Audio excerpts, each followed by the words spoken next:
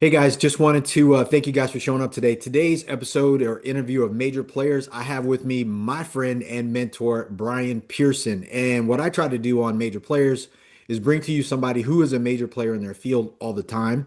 And you guys hear me say it all the time. You need to connect with people who are playing big in their space. And today I have to you one of the biggest. So thanks so much, Brian, for joining me today. We talk a lot, but I really wanted to do this because it's important. So thank you. My pleasure. Good to be here. Good to see Cool. you. For sure, for sure. Well, so we'll kick it right off. And you have major benefits exchange. So could you do me a favor? Tell me a little bit about your company, what you do, why you do it, stuff like that, a little bit of background. Sure. Well, this is 7 years in the industry, and to keep it fairly simple, employee benefits. As you recall, Victor, many years ago, decades ago, you and I worked together offering military benefits, Hmm. and so. Whether it be military, members of various federal government agencies such as IRS, Social Security, FAA, VA hospitals, et cetera, just offering benefits to a really kind of niche yet interesting group of people that often go underserved. Right. And we've been able to do pretty well with that over the past 37 years. But Hmm. complementing that business, tax consulting, working with high net worth, affluent individuals. We have over 10,000 business owner tax clients from small mom and pop size companies to publicly traded companies all over the United States, plus Puerto Rico, where we do complex tax work Hmm. and work with individuals, helping them with tax preparation, tax planning, advanced tax strategies, etc. And then, as you and I know, and a big part of our still ongoing connection over the past nearly 30 years is Yeah. real estate, which Yeah. is your love and what you excel at. And it's something that I've always enjoyed from development to just flipping properties. Hmm. And when I say properties, everything from 3,000-acre ranches to multifamily to retail shopping centers, office buildings, and anything and everything else you can imagine. Right. So, yeah. Yeah. You're the man. Oh, I don't know about that, but thanks for the kind words, by the way. I don't know about that, Yeah, but yeah, yeah, for sure. No, I good to be appreciate here. it. And you and I've talked. I mean, I've learned so much from you over the years. I had a lot of mentors, and you were one of the most impactful ones, because again, we've talked about it, taught me how to dress, how to present myself, like how to handle being a professional salesperson, like being a professional salesman. And I appreciate that, especially at the time when I needed it when I was much younger. And speaking of being younger, I like to kind of do this, especially on this. I think it's important to kind of show where people started and how they came up. So, how was it when you were younger? Like, what was family life like for you? Were you around money? Did they always talk about it? Were you around this business? No, not at all. Not at all. Really, just the exact opposite. In every way, kind of grew up, I'd say middle class at best, maybe more like lower middle class. My father was a W-2 employee, Hmm. at a large uh, publicly traded steel mill, Mm, basically a steel company called right. Bethlehem Steel. And I think I've told you the story, Victor, Yeah. that one of the life events that really made an impact on me was the day my father came home after having worked there for 36 years and the company had filed bankruptcy. And of course, at that time, this was before you had matching 401ks and things like Yeah. that. So, your retirement was really in that company, and Mm, your pension was oftentimes, just kind of based on the solvency and the good financial standing of that company and the Yeah. value of their stock. And so when they file bankruptcy, that's obviously not a good thing. And so, here's somebody that was a very loyal employee for 36 years and nearing the age of 60 is told, you need to go start all over again. Wow. And what was also impactful to me, and whether he was right or wrong, because I didn't, I was young, I didn't understand maybe a lot about his business and what exactly he did and who he worked with and all. But I do remember oftentimes him coming home and just kind of shaking his head like, I can't believe they're doing this, and I can't Mm. believe my boss did that, and I can't, they're going to run this thing in the ground, and Yeah. for probably 2 decades, I Wow. remember him coming home and saying things like that, and Mm. then lo and behold, it actually came to fruition, Yeah. and uh, and and I said that was kind of a an impactful moment for me because I remember that day happening and also saying to myself, that's never going to happen to me. Mm. I'm not going to be dependent on somebody or even a company, or in his case, a large publicly traded company that's going to dictate my future, Right. and so I took that to heart, and over the years was really blessed to be involved in different prosperous business ventures, had a lot of great people come into my life that mentored me, Right. and I felt like I was given a lot of wisdom and favor and ideas, and next thing you know, was able to build successful businesses and successful streams of income, Hmm. of which none of them were dependent on a individual group of individuals, a business, a board of directors, or anybody that could come in and screw that all up. Right. Right. That's interesting because like even more so now, like, and I'll ask you about it later. I was going to ask you like how private equity has kind of affected different industries that you're in, the tax industry, the, Mhm. insurance and financial. But that's cool, and it's interesting because as I'm doing more of these interviews with people, I'm now finding this through line that everybody has this moment of like, it's an experience or it's a exposure, right? So it's like either they were exposed to money, they were exposed to wealth or business or something, and that kind of got them on a path so they saw it early, or they had some experience where kind of like yours, it was like you had an experience where you watch something happen and you go, okay, I'm not going to let that happen to me. And naturally Sure. it kind of sets you on a path that, I always say it becomes the true north or the compass Mhm. to kind of know what to do, what not to do, and not to stay in a situation too long to be in it. That's interesting. That really is. So that said, how was little Brian growing up in that environment where I know you played baseball, you did a lot of stuff. Were you Mhm. more like, how were you growing up?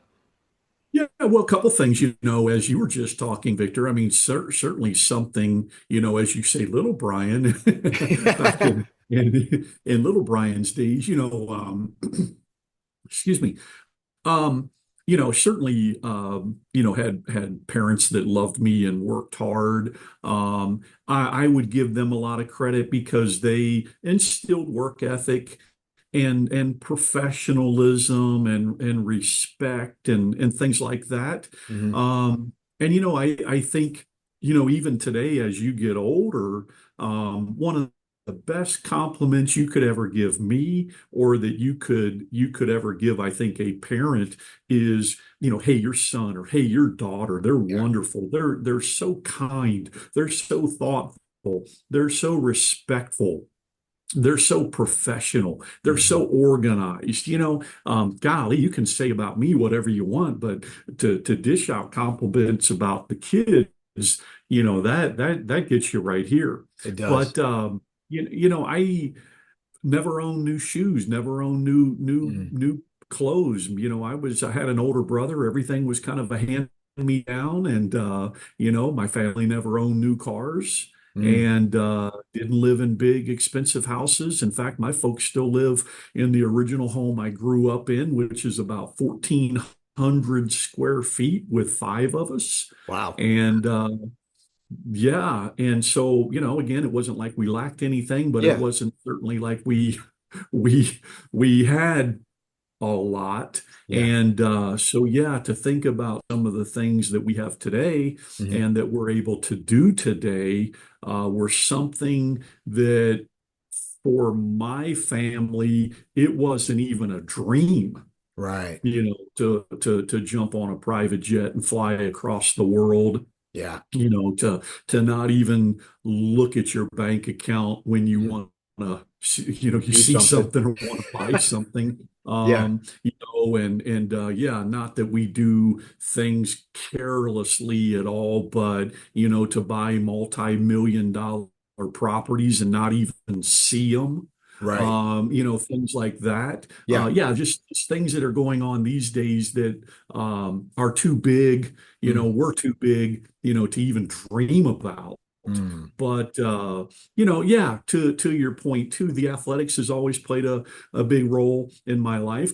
Growing up, playing all kinds of sports, tended to excel in baseball more than anything, and played college baseball and had some opportunities after that. And I think, I coached professionally 3 years with the Houston Astros organization, 8 with the Texas Rangers organization. And a lot of great people came into my life and a lot of great opportunities through professional sports. And so obviously, there's a competitive side, just like with you and Yeah. martial arts and all. There's a competitive side, and your kids are athletic. And Yeah. I don't know them all that well, but I know they're competitive, like Yeah. their mom Very. and Very. dad. Yeah. It's And almost required, right? so it is, and it's not just required, but there's the other elements to it because, I certainly noticed a common theme throughout professional sports, which was, of course, these people are talented. Yeah. Of course, they're competitive, but a lot of them are hungry. Mm. They're very disciplined. They're very regimented. They're selfish in a way, Yeah. not in an extent to not to the extent that they're gonna take from you Hmm. or mistreat people, but selfish as in I've got to do things that are good for me. Hmm. And again, not really at the expense of anybody, but I've got to get enough rest. I've Yeah. got to eat properly. I need to train properly. I Hmm. need to get in my practice time, even if everybody else is screwing around or it's an off day. Right. I gotta be selfish and take care of me. Hmm. And Absolutely. uh, and it doesn't matter at the highest level in athletics or the highest level in business. Hmm. You don't get to the point where you can just coast. Right. And Right. so, you and I have talked about this, and this isn't, to feel good for me or feel bad for me, but Hmm. it's very normal, even after 37 years, to be one of the first cars in the parking lot at the building and the last car, in the parking lot at night, walking to my car in the dark. That's right. Uh, That's right. and yeah, I mean, I've got a couple professional baseball players down the hall that work with me, and if everything's about what you did 10 years ago or 20 years Yeah. ago, you Like, know, what, what, yeah, what are you doing now? yeah, it is. It's a what did you do for me now, or what did you Hmm. do for me lately kind of world, and it doesn't matter who you are and what you were or what you did 10 or 20 years That's ago. right. It's what are you doing now? Yeah. And you still need to be, fighting, and still have that competitive nature and Hmm. kind of that selfish attitude. Yeah. Yeah. Um, yeah, Yeah. and or otherwise. hang it up, go do something else. Yeah. And I love that. And you and I, we talk, like we have our normal conversations and Mhm. stuff like that every month. And every time I talk to you, I'm like, I have that. And correct me if I'm wrong, if you see this, sometimes it's an isolated activity in some of the people I deal with because, real estate, there's brokers, they're hungry, but they have their own teams, and then buyers have their own teams. And I find real estate a lot more than in regular business, like businesses and things like that. I always say people kind of keep their fangs out until blood hits the table, and then all bets are Mhm. off. So Right. it's kind of one of those deals where, like you're saying, coming from a competitive background of being an athlete, moving into the business or real estate space, I kind of wear that. And I've had to learn how to tone that down because I've always like, I know everyone has it, and it's just kind of natural for me because I'm a salesman first. Like like Mhm. like I'm Right. in real estate, but I like sales. I enjoy communicating with people and Mhm. relationships. But I notice it's kind of a feel out process of that. But I'm always reminded when I talk to you and other people, that I communicate with that are like you, that that have achieved a lot, that is there. It's an innate instinct and it's an ability. I don't want to say it's survival. I'll say it's success. It's a success Mhm. instinct, and it's kind of required. No matter how people try to dumb it down or say it's not required, it really is. Right. Do you find that like when you're hiring your salespeople and people that work in your organization, like those are the people who kind of rise to the top and the other ones fall off? I do, and also I would say, and I mean this shouldn't come as a revelation to anybody, but I've told my kids this all the time. Mhm. Um, if anything else, just at least bring the intangibles to the game. Bring that to work or to athletics or whatever, Mm. because your competition out here, especially since we're kind of talking maybe more so business. Yeah. I mean, can you show up early or show up on time? Can you dress appropriately? Can you be articulate? Can you be respectful? Mm. Mm. Can you work hard? Yeah. Show up early and stay late and work in a focused manner. That's not a big ask. That's not. But when I talk to my boys, it's like, if you will bring those intangibles to the table, which everybody should at least be able to do that, that will allow you to rise, and it will already allow you to leapfrog over, 80, 90% of your competition. Yeah, yeah. Well, when I worked at the office with you guys, we had our morning meetings and things like that, and our requirements of sales, and it was shirt and tie, suit or jacket, and I still do that. Like I said, we talked about that. It's like everywhere I go, I always Mhm. want to look the part. Like you said, it takes nothing than to look presentable that way, and because of it, that actually set the tone for me in my future. Because my background, I had gotten in Sure. trouble, and I started working at the Mhm. office. And being in, it was almost like a team uniform for me.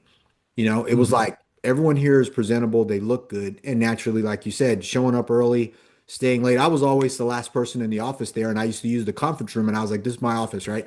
And it really did inspire me for the future and my kids and everybody that I work with. So again, those little things that you instill, even though we're younger, they still matter. Mhm. And you would think that they're second nature, but they're not. Like you said, they're intangible. And how hard is that? But they're a big ask, but not really. It should just be something that, but some people don't know that. It's interesting.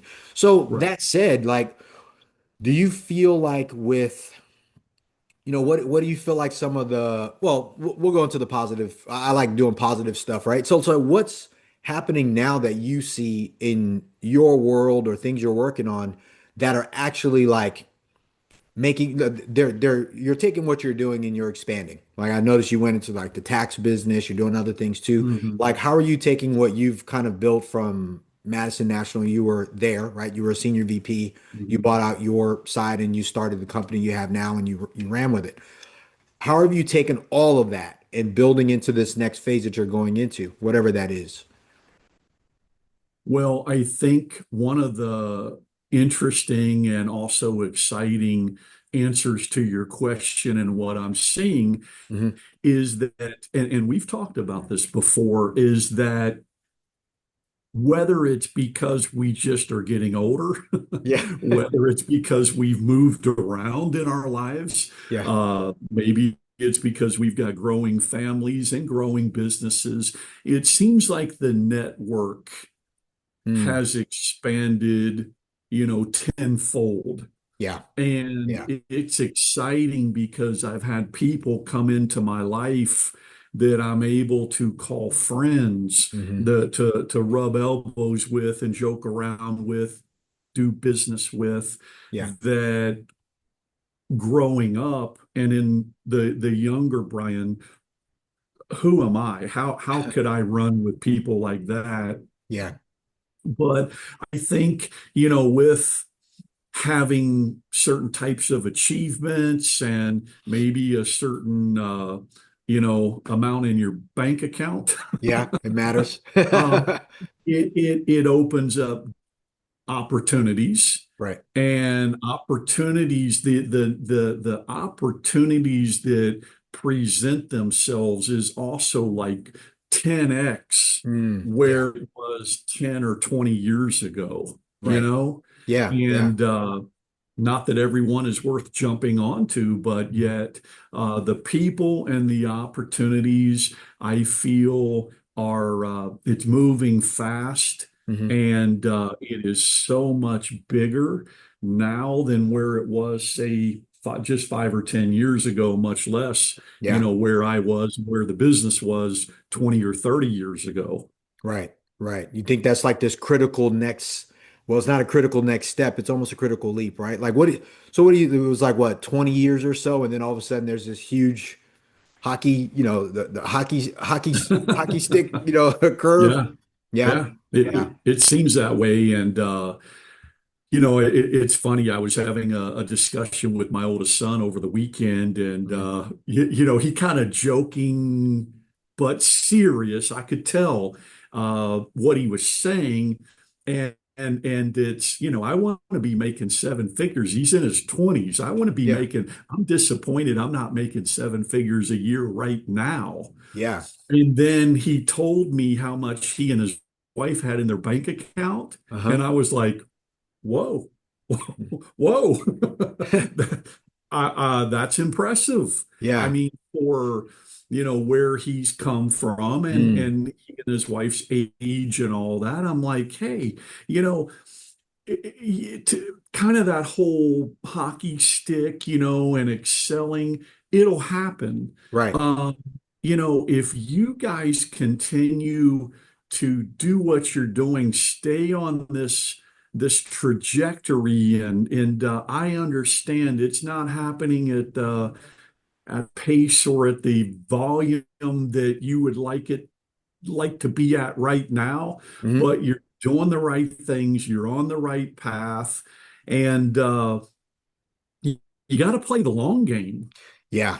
Big time. Big time. Oh, it is not a short game. And I think maybe that's a big takeaway, is that, a lot of what I feel I've been able to do, Yeah. and probably you as Me well, too. Yeah. is that it's the long game. Yeah, there can be some big wins along the way, but we've got to stay doing what we're gifted to do, and Hmm. and I feel like where God has placed us, Yeah. and be the best we can be, and just keep at it, keep at it, keep at it, keep at it. Yeah. And it's just like investing, a lot of people, they don't just come in and invest millions, Hmm. they do it systematically, That's right. That's right. and then one day you look back and you've got millions. Yeah. Yeah. And so I think it's a lot similar in business. You've got to be systematic about it and keep at it and keep at it. And then you're going to look back and you're going to say, well, yeah, there were those years we were making 100, 200, three hundred Yeah. thousand. Now, with just being uh, focused and sticking with the plan, if you Yeah. will. Now we're, making a 500,000, 1 million, 5 million, Right. 10 million.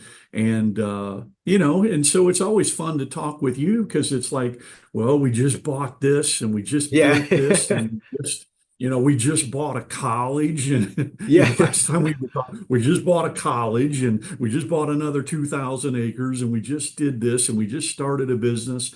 And it's easy to kind of do those things now and have those Right. conversations, but it certainly, wouldn't have been that way 20 or 30 years ago. Right, right. And that goes right back to what I said earlier about like with talking to your son or even like with my kids, it's like there's exposure and then there's an experience.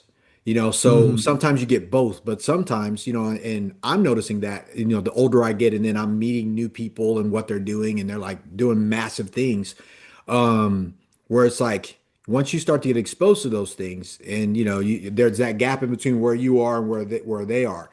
And then it kind of with kids for sure, where the younger ones, like young families, it's too easy to look and kind of miss that low line of what it took to get there and try to measure yourself up Sure. against that, what can easily cause somebody to be depressed or think that, like I said, like sometimes even when I meet people, I'm like, dude, I must suck. And then later they're like, no, like you missed the lean years that nothing happened. And then Yep. all of a Yeah. sudden, here we are, we have 4,000, 5,000 units, but that didn't just happen.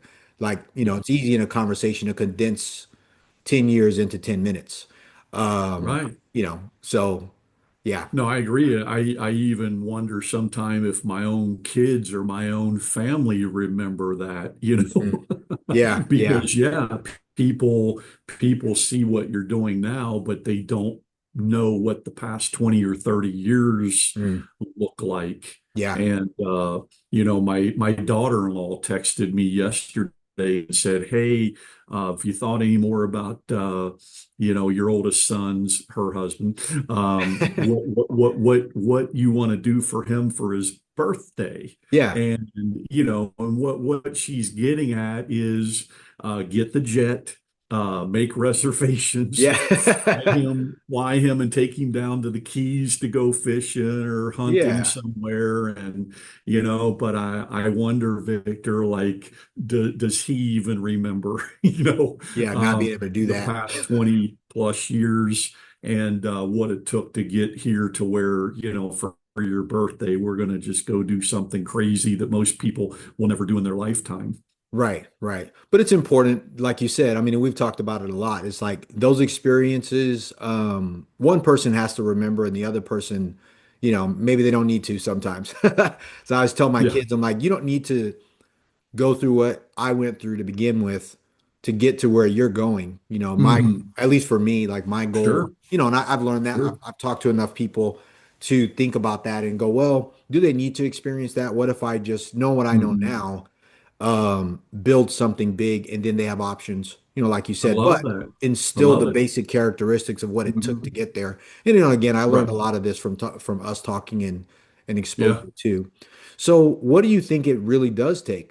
Oh, before I ask that, I was going to ask you about the PE stuff. Like, how is it affecting? I mean, and you know this more, so this is more for me to get an understanding. Hmm. How is private equity coming in and buying up a lot of the stuff nowadays, kind of affecting the business? Because I mean, it's happening quite a bit, and Yeah. guys like yourself are going to pivot. So I think that's pretty cool. Yeah. Honestly, I think I could give you an answer that's all over the map, depending on where you are in what stage of life. I Yeah, mean, I yeah, think there's certainly a lot of positives that ultimately come from it. yeah.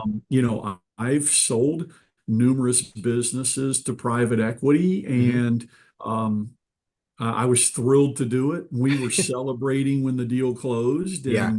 and some of those were life changing. Hmm. In the accounting, I mean, I think maybe you even have to look at different industries because, in the tax and accounting world, PE has been on fire, Yeah. and it wasn't all that long ago, when an accounting firm came available, for sale that may sit there for a while.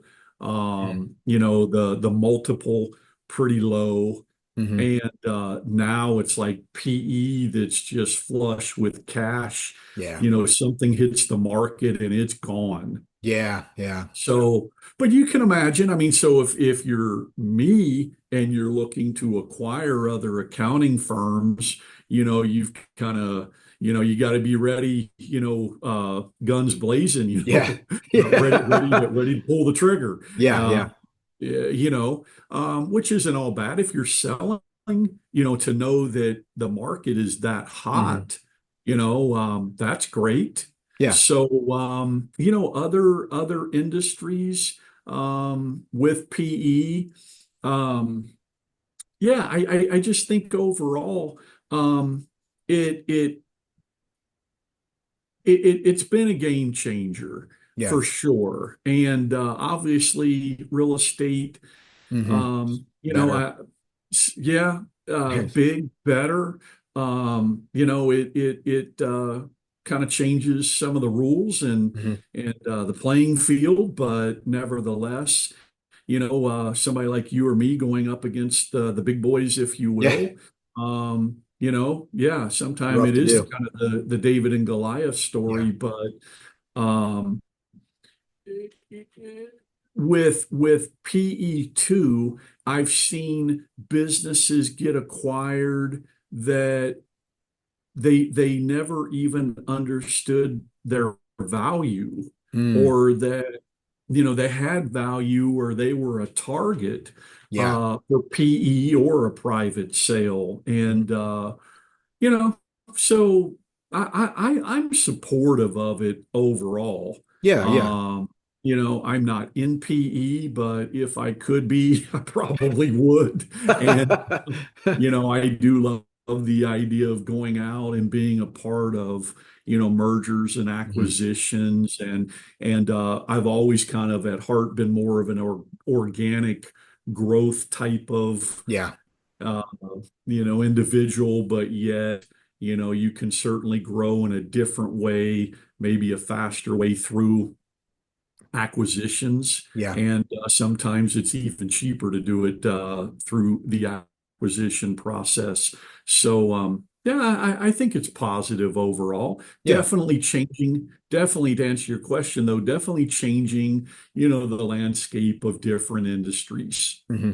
Hmm. Yeah. I'm always curious about that, like, because I'm in that space now. Again, it's like, having the fun, being on the private equity real estate Yeah. side, the difference of it from not being, one of the big boys. I always said like the only competitive advantage really to being not one of them is speed. Just like any business, right? Like if you're speed to market, then you can kind of get you can get market share faster. And if you don't have to constantly go back to the board and make decisions and you're discretionary, Mhm. then you can say, yeah, we'll do it. You can stroke the check. They can't do that. That takes a week, 2 weeks. So then, Right, right. there's certainty of Yeah, close, but I there's would. definitely speed. Yeah. Yeah. I would say this, the one maybe negative downside that I have seen, and I mean, obviously these deals are structured a million different ways, Yeah. but I have seen those that have sold to private equity, but maybe still kept, some equity, Yeah. or even became an employee, Mm.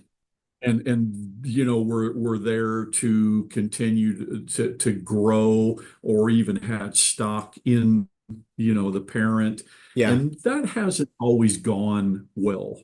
Right. What people's intentions were, what they thought, how they thought things were going to work, and Hmm. what the big picture was 5 or 10 years down the road.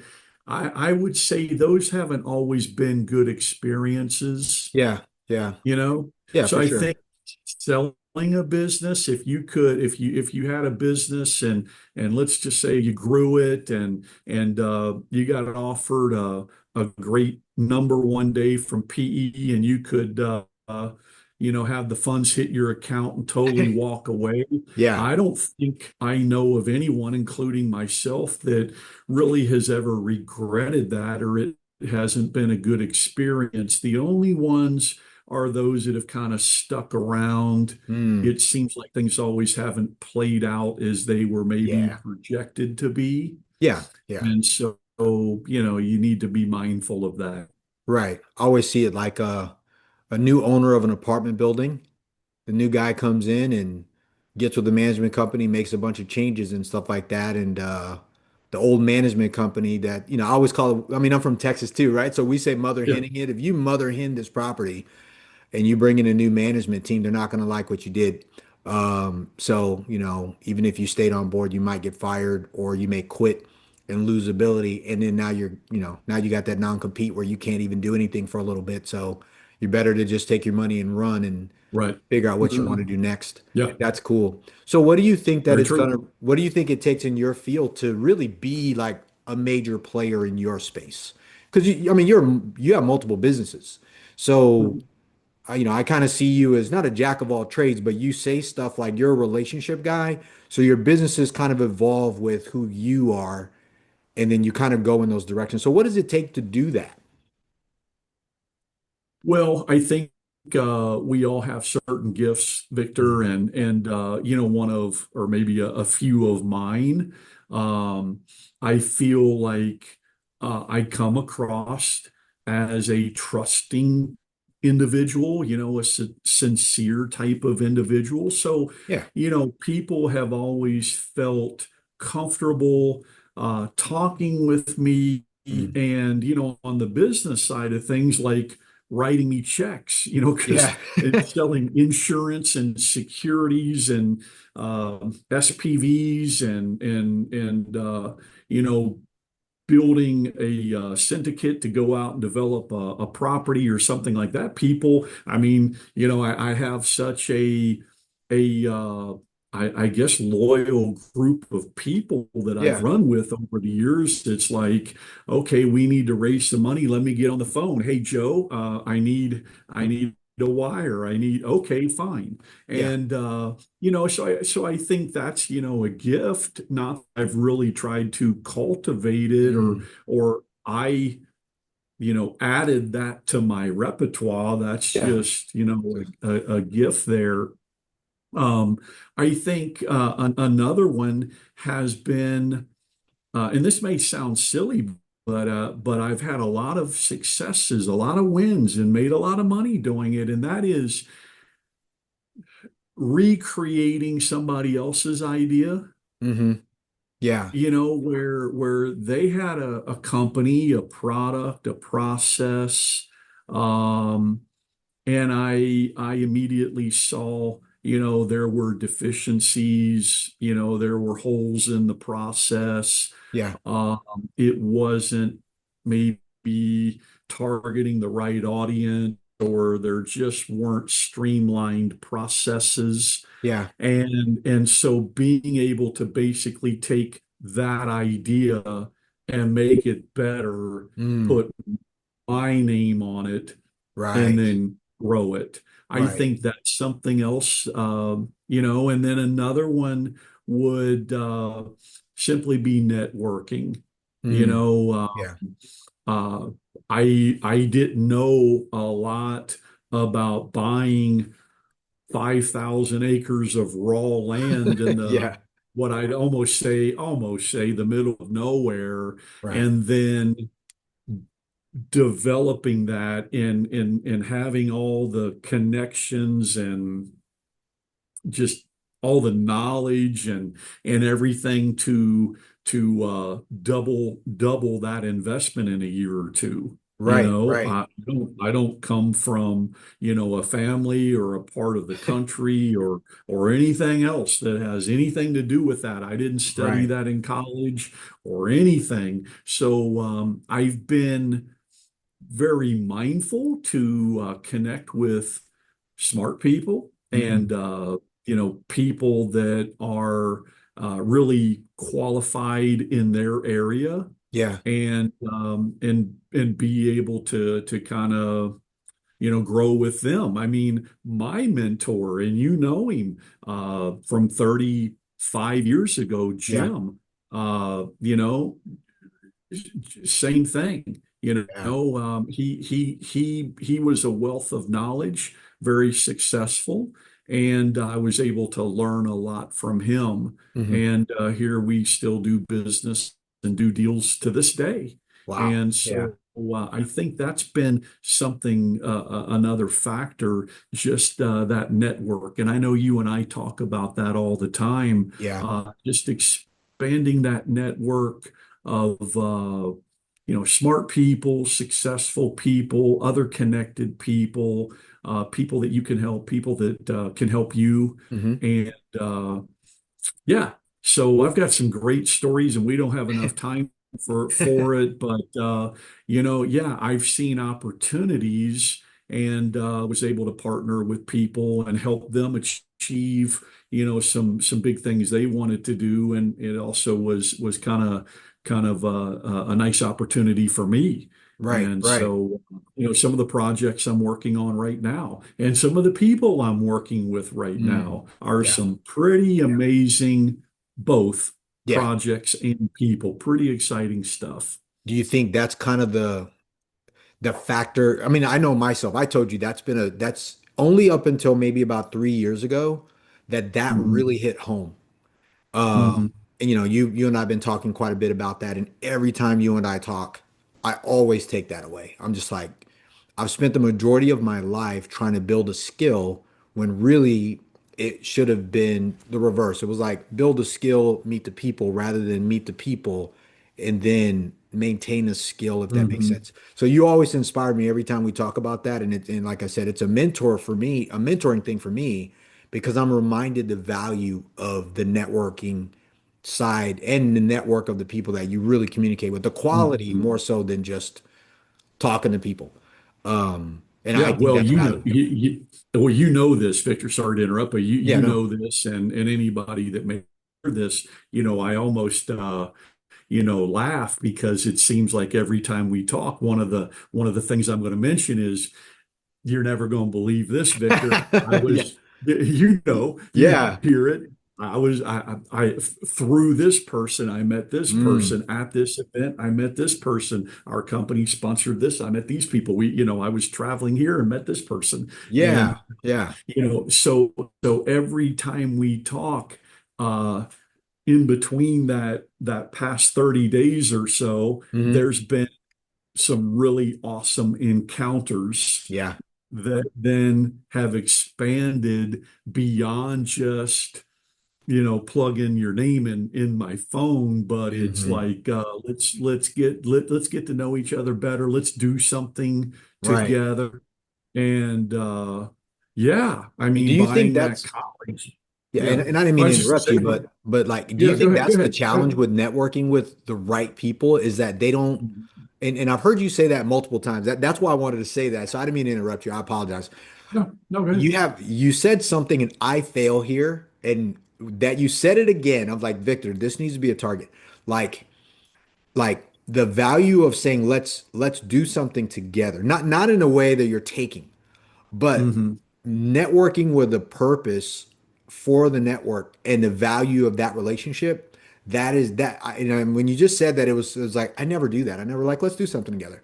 It's always Hmm. like yeah, let's stay in touch, and then I'll make an introduction or something will come up, but it doesn't feel like there's a purposeful connection behind that. And I notice Yeah, with people that I bump into, people who are doing big things or stuff like that. I'm now starting to kind of see it. They want to do that.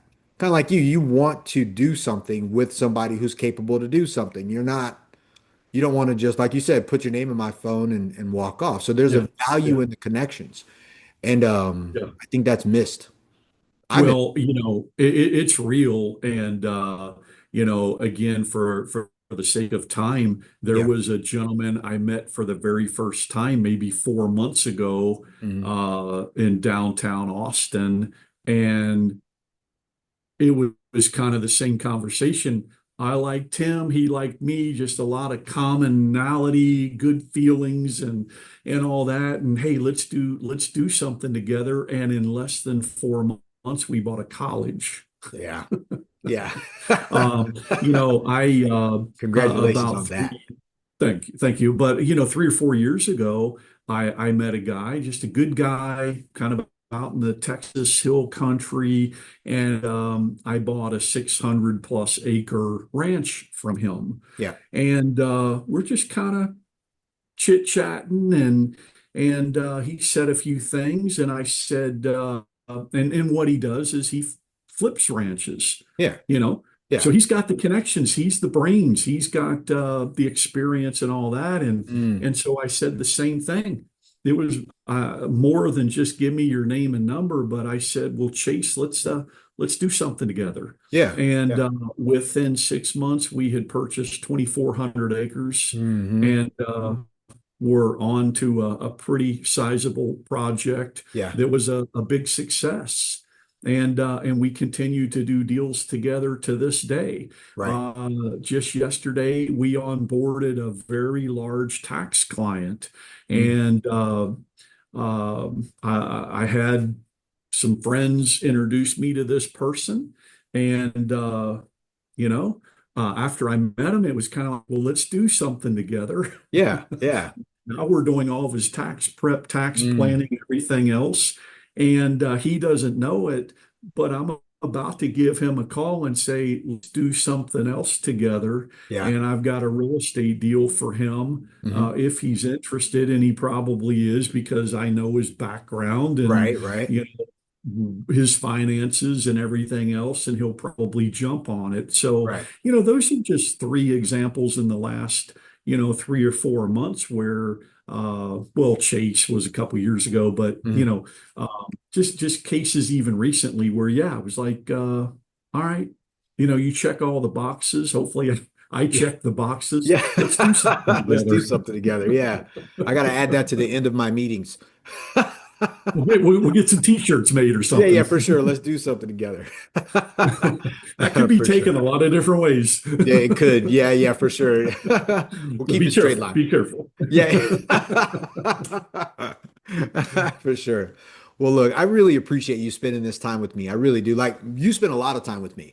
And like I said, just I appreciate you one for being successful and, a lot because there's a lot of people who are not. We talked about that. You know, and then plus for being able to like be the person that you are because you're not just one of those guys who like just do something. You actually open the door for a lot of people to be successful. And it's Mhm. similar to what you said before, like, you know, well, you open the door for them, but it's really up to them for them to do it because the path is there Sure. Yeah. and that's cool. So I appreciate Yeah. you for that. Like you've been a game Yeah. changer for my whole life.